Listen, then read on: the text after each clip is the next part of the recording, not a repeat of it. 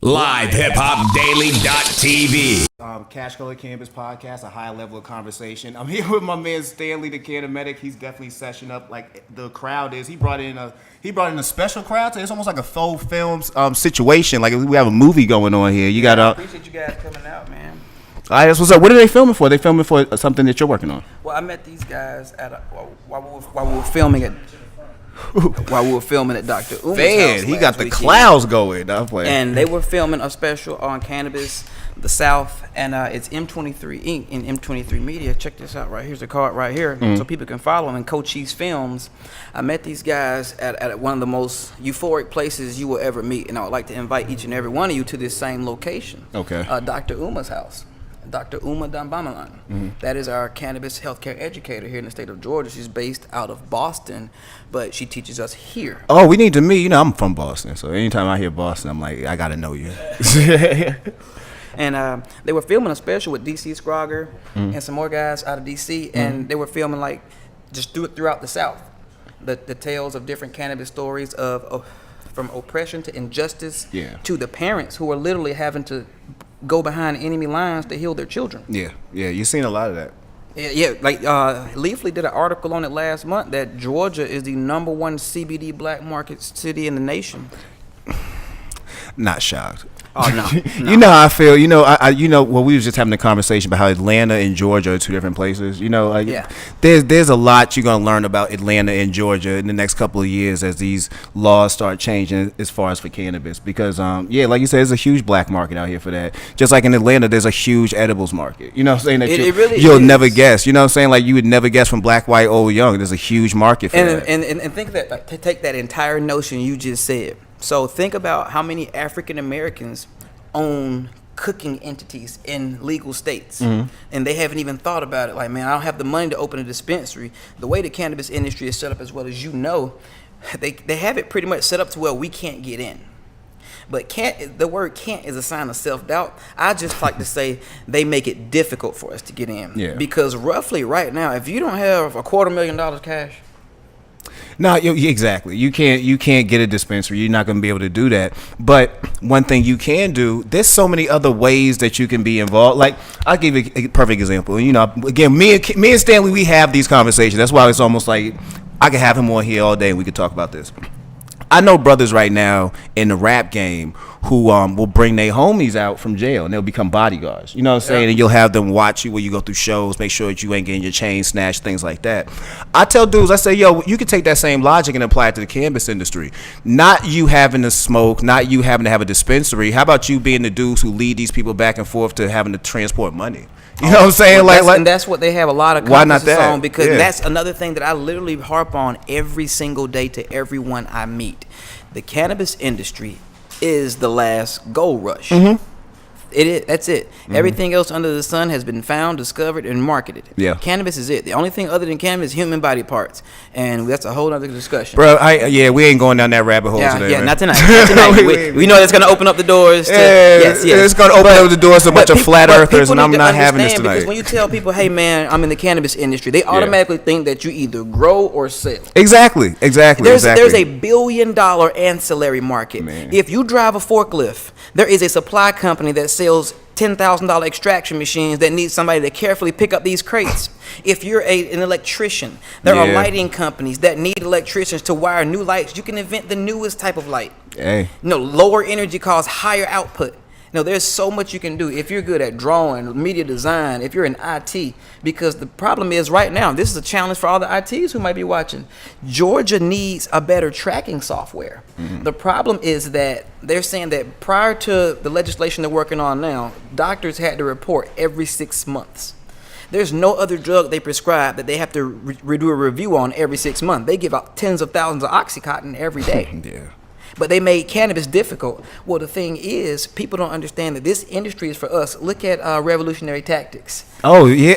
I just discovered that. Like Sierra. At the normal meeting. Yes. Those are two young ladies who are traveling. They're nurses. They're full-time nurses. And they don't consume. Nope. Neither one of them consume, but they saw a need in the cannabis industry that was being unmet, and they saw it sufficient to create an entity to provide a way to to fill that need. Yeah. Because they started a medical cannabis physician staffing firm. Yes, because the problem is a lot of physicians who want to come into cannabis, they don't even know how. Yeah. They're scared to even get information because, hey, I don't even want to be affiliated with looking up information regarding cannabis. I'm a practicing physician. Yeah. But the thing is, it is the future of healthcare. Cannabis can help everything from skin disorders to prostate cancer to hempcrete. It's a whole lot of goes into this that's deeper than just cannabis. Yeah, it's definitely levels to this, man. And one of the levels I wanted to talk about was what's happening actually right now in the city of Atlanta. I mentioned to you earlier, I was down at City Hall today to see what Kwanzaa and then was going to say and where this was going. And I felt like you would be the perfect person to bring on the show to actually have this conversation with, because I know that you've seen this a couple of times. Yes, firsthand. So I wanted to speak to you primarily about where you see the decriminalization going. Do you see that being something that's going to happen in Atlanta anytime soon? Soon is a relative term. Yeah. I would like to say yes, because I'm faithful that our mission will be successful, because they know we're here now. Yeah. Now, there's no denying us. But one of the representatives who was there today sent me some information, and this is Bridget LaCourie, and she's another one of the strong advocates for the medicinal side. I feel like she spoke today. Did she speak today? I'm not sure. I wasn't even able to attend. But she said today's efforts to decriminalize Atlanta were stalled out again. She says, by the way, they requested more information from law enforcement entities, the Center for Disease Control, as well as the school system. The committee passed the bill forward on the condition that they get more pertinent information regarding the sources mentioned. With this, they can vote as early as April 17th, but the time on that one is going to be due to the information that they get. So what they're asking for is, if you want us to decriminalize the city of Atlanta, they need to physically see the impact that it's going to have on each and every aspect of the city as a whole. Yeah. The problem is they're only being fed the propaganda that would adversely affect this decision. Yeah. Because they have to calculate that, look, to 91 to 94% of all arrests within the city limits are African American males. And that was mentioned. Well, they didn't mention exactly that number. They mentioned today about the disparity. It's a huge disparity, because if you compare the arrest rates from Zone 5, Zone 6 to let's say you look up in Brookhaven or Buckhead, the numbers are staggering, and these figures can no longer be ignored. Cannabis directly affects our communities in every aspect. It is a source of therapeutic escape for many people living in impoverished neighborhoods. Okay, it is a stress reliever for them. Now think about if an average person in an impoverished neighborhood who is living check to check, or who is unemployed, let's just say that person gets caught with 1 gram of cannabis. Yep. They get caught with 1 gram of cannabis. The officer, instead of writing them a citation, they arrest that person. That person now is taken to jail. The officer is taken out of service. So let's start the clock for taxpayer dollars, when he could be really doing real crimes. Atlanta is known for very violent crimes. A high crime rate. A lot of robberies come here in Atlanta. And he has to take that person in, process that person, write up that person's report, take a break, maybe get him some lunch, then go back and surface. While you hear that going on, those are other pertinent calls that are going out. Yeah, but it's low-hanging fruit. You know what I mean? Yep, it's easy to pick on. Yeah. Now, this is the problem on the end of that. That person that's just got arrested, little did that officer know he had just got off an 18-hour shift pulling a double because the other guy had a baby and he worked a double for him. Yeah. He's got to be back in 6 hours. He's the only working male in the household. His wife just has 2 small children. Now he's got to try to bond out. They're probably renting. If they live within the city property, they're probably renting. So they aren't able to get a property bond, because the average African American has to keep calling around to find someone to bail them out. Yep. Let's just say they are able to get up money to bail him out. He bails out. He still has to go to court. And they always say it's going to be $1,000 fine. I've been arrested for cannabis in the state of Georgia, and it's not cool. Okay, that $1,000 fine does not include court fees. It does not include probation fees. Oh, because it averages, depending on the county, from $2,400 to $5,000, and that was for $10 worth of flour or $5 worth of flour. Now, how much did it cost the taxpayers to put a judge up there that day in court, to put solicitors in court, to put public DAs to tell you to just plead no low? Because when they walk in there, that's what they tell everybody. But as we all know, it's low hanging fruit, and and when I was down at City Hall today, the letter you was reading, or the email you was reading, I felt that was going on. You know what I mean? It seemed to me like they were trying their hardest to kind of keep kicking this down the road until they didn't have to deal with it, or until maybe it just disappears. Yes, from my advocates, some of the others I associate with, I am an active member of Peachtree Normal. Mm-hmm. Hey, everybody at Peachtree Normal, I love all my normal family. What's up, Sharon? I saw Sharon. Hey, Sharon, I said everybody out there. I love all you, Bridget. I love everybody. Ebony, appreciate everybody, all your support, everyone watching. Cash Color Cannabis.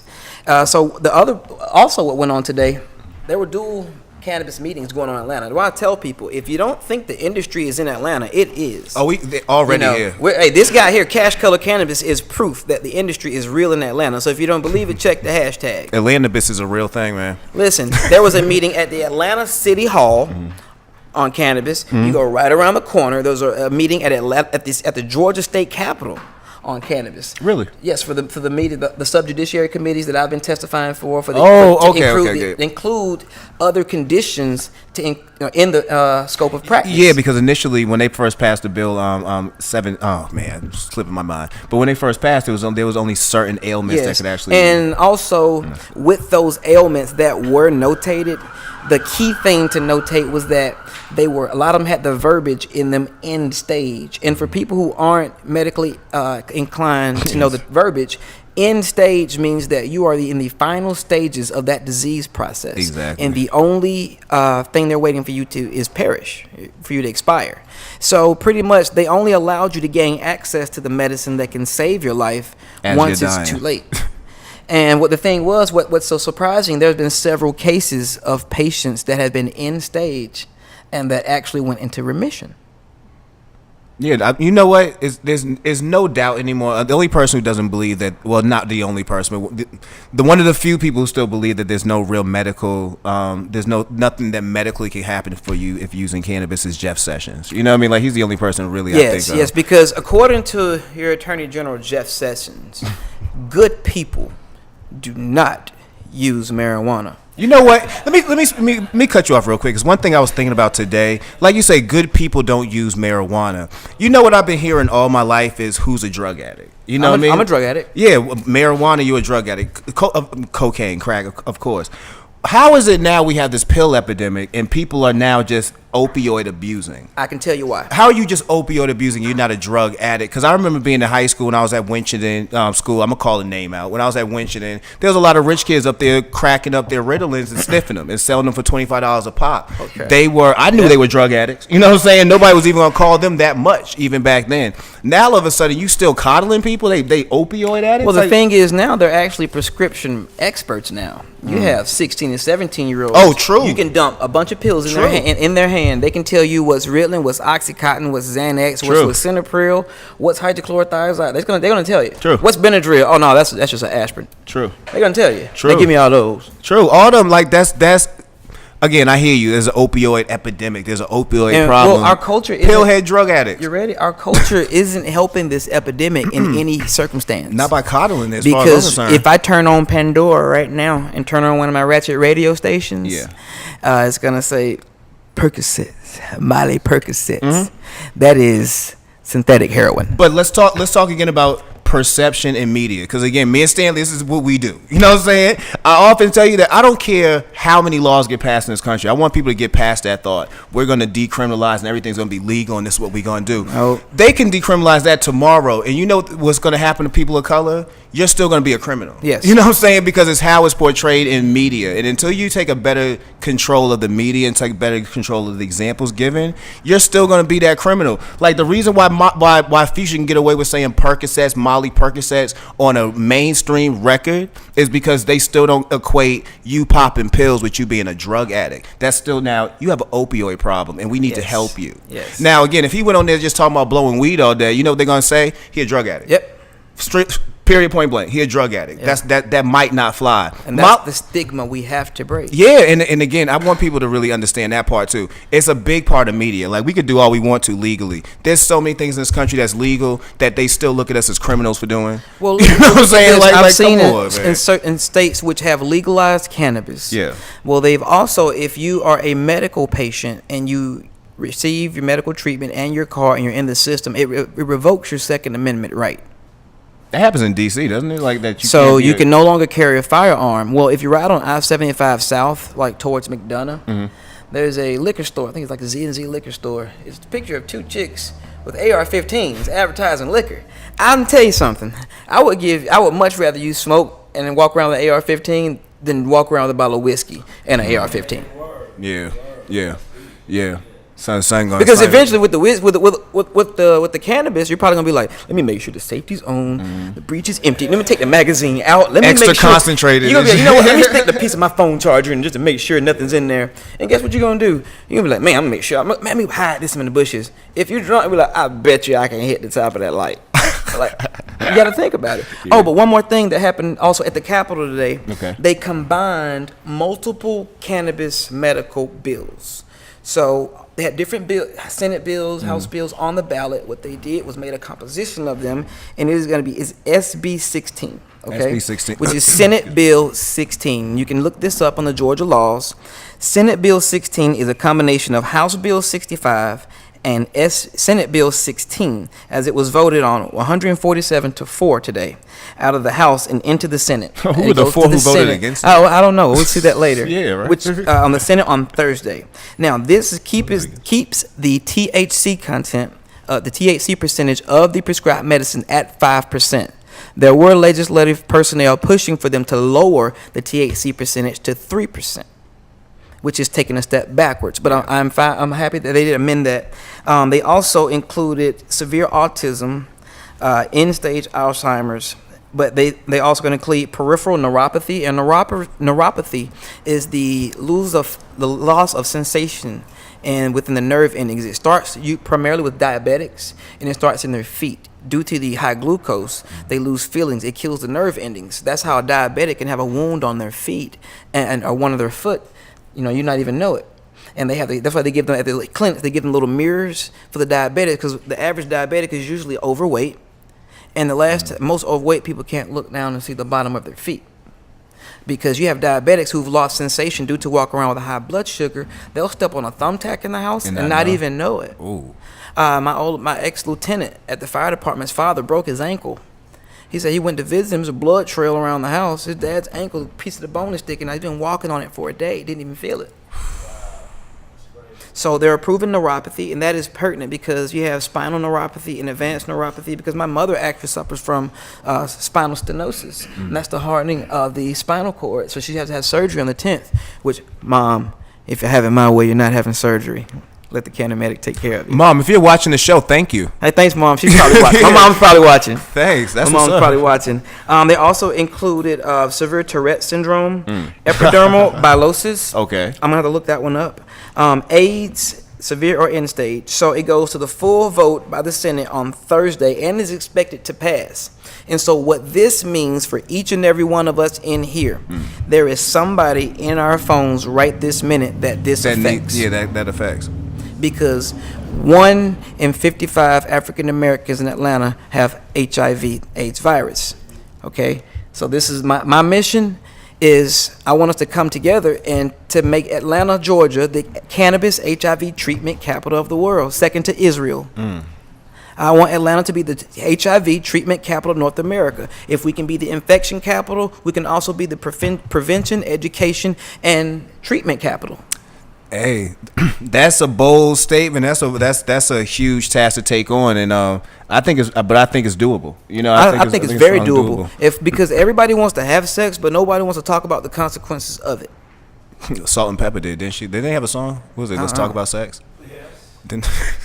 But also with those bills, the problem, the way, like one of the guys, he said when you sent me the news post. I heard we was talking about that earlier. Yeah, that blew my mind. Like, these guys sent me a news post of myself, and when I saw it, it's actually becoming common now. Like, people watch the news. Somebody was in Augusta and sent a post to my cousin like, hey, your cousin was on the news. And they caught me in a very, very engaging conversation with Senator Alan Peake. Shout out to Alan Peake, man. Alan Peake, thank you for your time. Yeah, he's a cool guy. Thank Kick you it for a your time. Republican every once in a while. And the thing was that I go down there and advocate on the behalf of veterans and patients as a whole. I am down there on the behalf for chronic pain and post-traumatic stress disorder. Veterans, it's not just that applies to veterans, but it also applies to public service because they're also veterans. Veterans of public service, firefighters, police department, because I just got word yesterday that a police officer drove behind a Publix in McDonough and shot himself. See, people understand going on deployment. They understand, they see enough movies and like, okay, this is what they see. But they never understand that you can't turn that off. You can turn a movie off. But when you guys go to sleep, that veteran's still watching that movie. And a lot of time that movie's on repeat for that person. Well, post-traumatic stress disorder is not only for veterans, it also applies to all African Americans as a whole, like we've discussed before. Yeah. But the problem is they took chronic pain and PTSD off the bill. So, and what the problem, and I asked Senator Peake, once I could get a word with him, like, what was the meaning behind that? And it was, we don't have the research. We don't have, we don't have enough people advocating out of it. And I want to tell you that is not true. I will tell you that is a lie. The evidence is right in front of them. I've testified on several committees. Yeah. We can present, I have journals. What do you need? How many veterans do you need to die? They say 22 veterans a day died of suicide, and those are the old numbers. Those numbers are from figures around 2010 and 2012. Those figures also do not include opioid overdoses and intentional overdoses. That is only cases in which the examiner or coroner responding said, okay, this is a suicide. Yeah. There are plenty of others that could have very well been suicide. And the reason that is so strong for me, because I was almost one of those veterans on more than one occasion. And I tell people every day I'm stronger. I tell them, when was the last time you were weak? I tell them yesterday. Got to keep that mentality, man. Hey, we're going to be back with the conversation. You see my man Stanley, the Cannabis Medic, is in the building with us, man. We're going to cut to a video real quick. Shout out to Prez, shout out to Street Exec, shout out to my man Rollo, because I would have never knew this song existed if they didn't let me didn't let me judge one of the juice showcases they do. So shout out to Prez. We going to make it as a hit. I'm calling it early. That's going to be a banger. Check this video out. It's really dope. Also check him out on social media. I think it's Prez_TMBG. So go to that video. We're going to be back. CashColorCannabis Podcast, a high level of conversation on livehiphopdaily.tv. Be right back. We back, CashColorCannabis Podcast, a high level of conversation on livehiphopdaily.tv. Got my man Stanley, the Cannabis Medic, back, and he's going live on Facebook. So we back. We were having a spirited discussion about the cannabis situation going on down here in Atlanta as far as decriminalization and all that. I want to talk to you about the mayoral race too, because Kwanzaa's running. We got Senator Vincent Ford running. We know what his stance is. How do you feel about the upcoming mayoral race? Do you feel like that's going to be a strong sign as far as for decriminalization? Could potentially be the deciding factor. I thought so too, because when I saw Kwanzaa make a statement about that, I'm like, that's kind of, I haven't heard this from him. You know what I mean? Like, to be completely honest with you, like the first time I've heard any actual politician in the city who's running for a position like that mention that was Vincent Ford. So yeah. Is that the candidate you saying we should fuck with? Oh, hey, I'm just saying this. Like, I'm not there where I want to throw my I guess endorsement behind nobody just yet. But what I will say is this: I think Kid is very. I think I'd like to meet more Kwanzaa. Like, I bumped into him today, and I thought, I was telling my girl, I said, this is how cool Kwanzaa is, I guess, man. I'm in down this city hall. I'm posted by the wall, looking like I look. He come in late. I thought that was even more hilarious. Dude, this is your bill and you late. So he come in late, walk through the door. He see me, and I got on, shout out to Chris J. I got Chris J's Class of Stoner shirt on. He gifted me one of those at South by Southwest. So I was Chris rocking. J. He looks at me, and he gives me dap. And I was like, hey, bro, good luck today.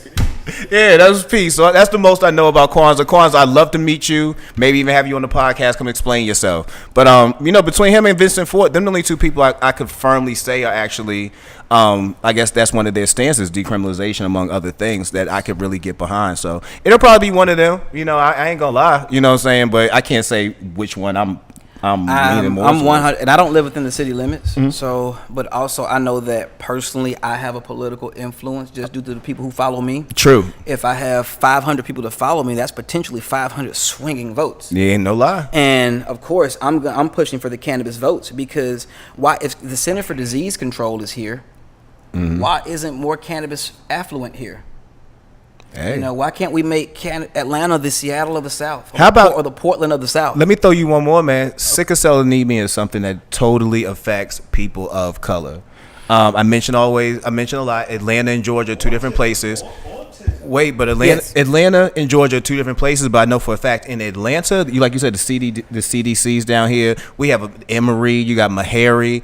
I want to see them make some headway on sickle cell anemia eventually, especially black colleges. Like, you know, we got Howards, we got Morehouses, we got schools that this is what you do. You know what I'm saying? You put out the next generation of physicians and the next generation of minds like that. I want y'all to get behind something called sickle cell anemia. You know what I'm saying? That totally affects us. And you know what? Man. I am 100% behind that. Okay, yeah. Because as a first responder, okay, I can tell you that I have personally responded to countless sickle cell anemia calls.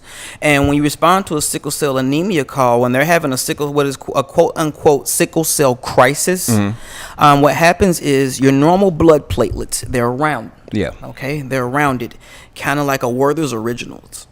Imagine what a Werther's Originals look like, but red. Now those are blood platelets. Now imagine that's actually a good description. My bad. Go ahead. Yes. I have a very vivid imagination. That popped right in my mind. I was like, yeah, you're right. Yes. Now imagine when if that blood platelet becomes the shape of a sickle. You know what a sickle is? That's the thing the Grim Reaper runs around with. Mm-hmm.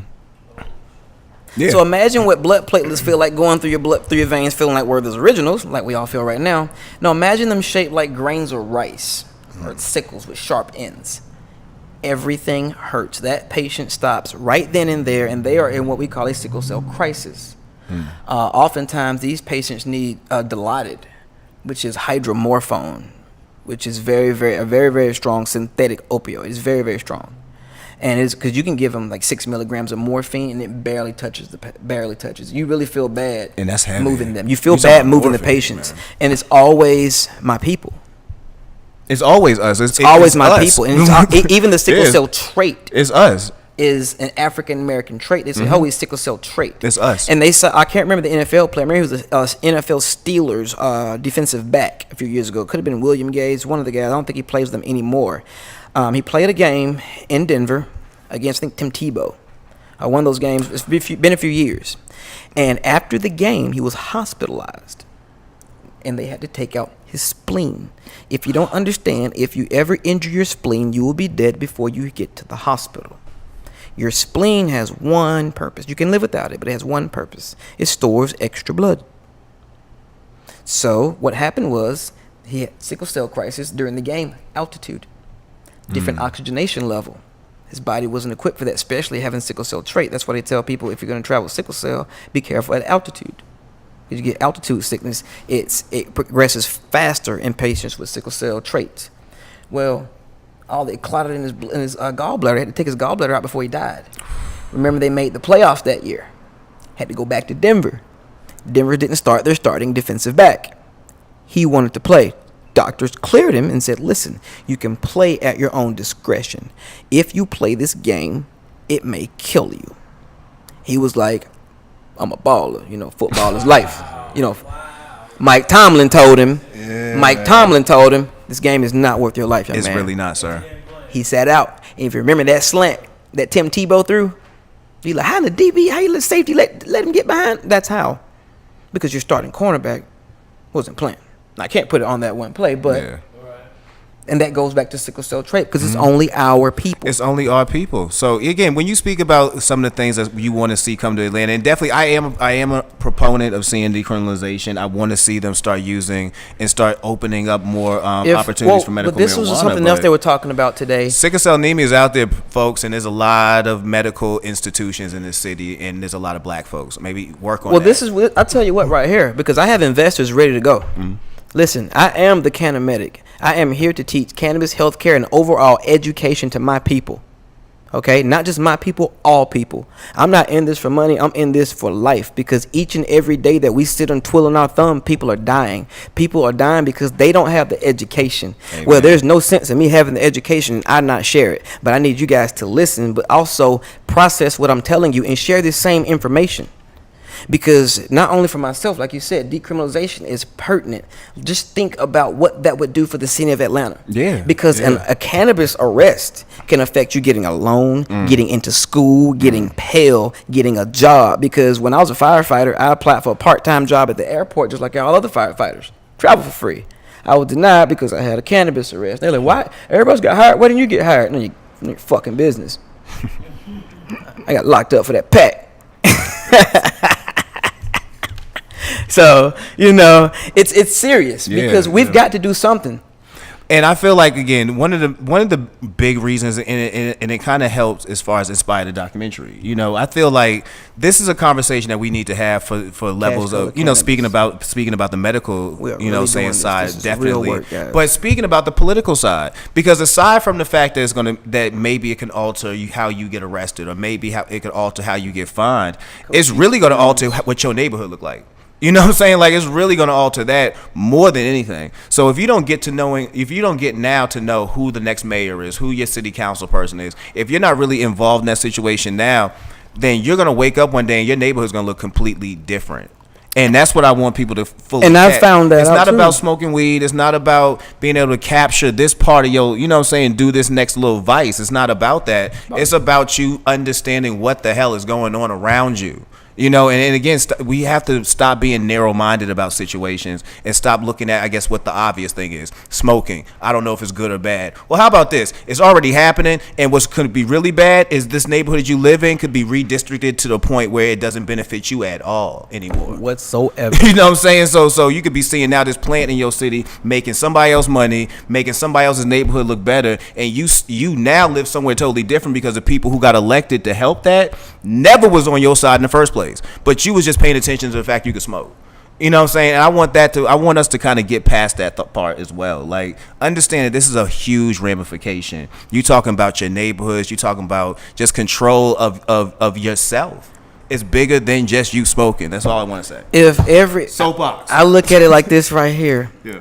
Every time Michael Jordan releases a shoe, people buy it. Yeah. Okay. Yeah. So, if everyone went 6 weeks, no matter what, if there's a pair of Air Jordans you've been waiting on 5 years, if it comes out, so what? It's a shoe. You're going to put it on the ground, the filthiest place you ever go anyway. Put that money away. Everybody call me, hit him up. We'll put all that money together and we will start a nonprofit organization. Because Sharon Rayvert spoke last week. I posted on Instagram. Why don't we have a coalition of attorneys? We have African American attorneys in here. I've seen plenty of them. And this is Sharon Rayvert asking this question. Tessie Edwards. I've seen a lot of Angela Simmons, attorney at law. Angela Simmons. I follow my Instagram. We have a group of attorneys. Say if we get 25 attorneys that all come together, they all put in $10,000 a piece from their entire firm. That's not a lot of money. They're going to write it off anyway. And they start a 501c3 that if a person of, it depends on the case. It's going to be a case-by-case basis, to help people who say they had something going. I was about to go to college. I have it. I'm waiting on this job. Whatever it may be, we can start helping bail people out and help turn lives around. Because it won't. All we have to really pay is attention, people. That's it. The money is out there. We will get the money. It's not about the money. It's about connecting the people, because the right team is way more important than money. Because you can have the right amount of money and the wrong team and blow it all off. Because right now is our chance. Because with the decriminalization bill for Atlanta, it was going you're not going to go unpunished, okay? If caught with up to 1 ounce. Yeah, you're not going free.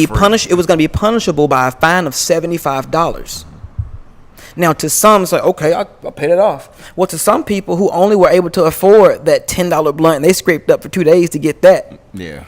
Because they stressed out, like trying to keep from going back to drinking because, hey, I got a drinking problem. I know that's bad for me. And that could be more expensive. Or you can go get you a pint of Wild Irish Rose.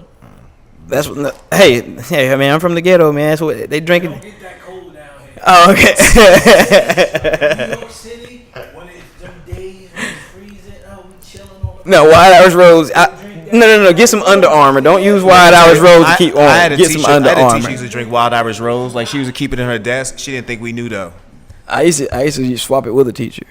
Look at you, man. She had a refrigerator, and I was like, I'll bring you one if you let me keep this one in a little freezer. I'm sorry for bringing such deplorables on the show tonight. $2. I had a beard in high school, and I had hair back then, so I just kind of, go in there, just walk in there like I belong in there. But with that $75 fine, some people can't afford that. That is a lot of money to some people. So what they want to propose is maybe a $50 fine or a $25 fine. Oh, that's not happening. And well, this is what the city council asks in response to that. What other city ordinance do we already have mandated in action that have a fine that low? Yeah, I don't think that you're not going to. So that was my thing, but that's why I say we come together. Everybody put the money they had for some Air Jordans, put it all together in one 501c3, and we can give it a cool nickname, whatever you guys want to call it. If someone gets arrested for that $75 fine, and we do prove that they are in financial restraints, guess what? The organization will pay it off for you. Now, you're not just going to walk away scot-free.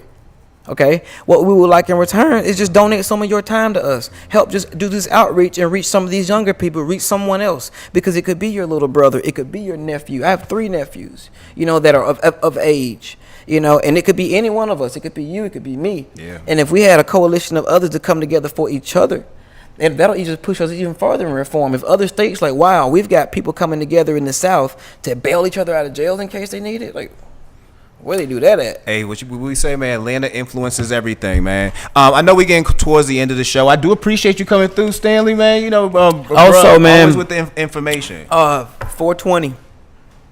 It's on everybody's calendar. Oh, of course. We've got rally on tally. It's at Racks on Racks. So we got rally on rally.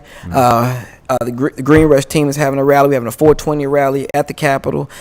Peachtree Normal, we're going to have a rally. I will be speaking at the rally on the behalf of veterans, because veterans, listen, guys, I'm not giving up on us. I know I'm not the only one. Just come out here and help me, okay? I'm not going to give up. I promise you. Those guys we've lost, all the ones that I miss, I love you guys, like, for real. Like, for real. Like Chris, my brother, I love you. I love Rick Bishop, rest in peace. This is not going to go unnoticed. This is going to be for real, because when I told you guys I'm dedicating my life to this, I'm for real. So we're going to succeed in this, because we're losing too many. So all the veterans, 420, everybody in Atlanta, come out. 420, we will have after parties, discreet locations. Don't try to track us down, because you won't find us. Phones will be in foil bags and microwave somewhere. Hey, pull up, man. Pull up. You see what they're doing. You see what they're doing. So always tune in to Cash Color Cannabis Podcast every Tuesday, 9 p.m. on livehiphopdaily.tv. Get the Live Hip Hop Daily app. Next week, guess we're going to have James Lindsay, CEO of Rap Snacks. So if you don't know what Rap Snacks are, man, go listen to a Migos song, man, because Rap Snacks and a dab of ranch. Hey, shout out to Bake Nation, Hydroponic Warriors, Hydro Yo, the whole team over there, Uncle Deuce, Lemonade. Shout out to Peachtree Normal. Love you guys. We Dope Glass, Darby Crow. Thank you. Shout out to UR Graphics for this art. I appreciate you guys. It's by the artist named Darby Crow. Check him out on Instagram. The guy does some dope art. These are silicone dab mats, because, you don't want to sit your rig just on the table. This man brought all this today. Like, dead serious. Allegedly. Like, dead serious. Dead serious. You got to applaud this for him, man. The audience is definitely loving him. I appreciate you for coming through and definitely, like I say, dropping that knowledge. We're going to always connect. We're going to always build. You know what I'm saying? We definitely got a brotherhood here. So tune in next Tuesday, Cash Color Cannabis Podcast, a high level of conversation. We're going to have James Lindsay in here. Probably going to have some rap snacks with us, man. We're going to be talking chips, entrepreneurship, a whole bunch of stuff. So just tune in. Entrepreneurs. Hey, you know it, man. Cannabis. I try to tell people every day, man, we are here to elevate the conversation, man. Like what you think people talk about, people don't talk about. You know what I'm saying? Like, we are very diverse human beings. So check out the show. Definitely get the app, Live Hip Hop Daily app. Follow my man Stanley, the Cannamedic at TheCannamedic. And it's gonna be M23 Inc. on Instagram. Check out Cochise Films. Yeah. I appreciate you guys for coming out so much. We got big things coming from these guys. All right, that's what it is, man. So we're going to end with a new video from Problem, man. Check out that Plugs on the Way. That's actually a dope record, man. Go get that Chachavelli 2 online while you at it. And like I said, download the app and check us out next week. Cash Color Cannabis, a high level of conversation. Peace.